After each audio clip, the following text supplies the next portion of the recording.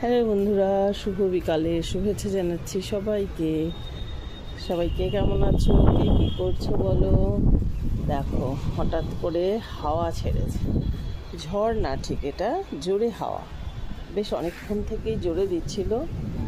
ওই দেখো মেঘের গুড়গুড়ানি শুনতে পাওয়া যাচ্ছে, বৃষ্টি একটা নামবে মনে হচ্ছে।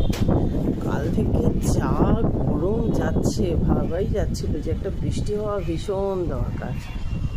না, বৃষ্টি না হলে বলো শান্ত হয় প্রকৃতি, একটু ঠান্ডা। বৃষ্টিটা হলে বেশ দু একদিন আমরাও বেশ ঠান্ডা ঠান্ডা উপভোগ করি।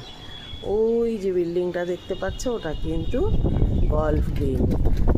ওখানেই আগে আমার নাতনির স্কুলটা ছিল, স্কুলে পড়ে ডিপিএসে। ওকে ভীষণ মিস করি জানো, মাঝে মাঝেই।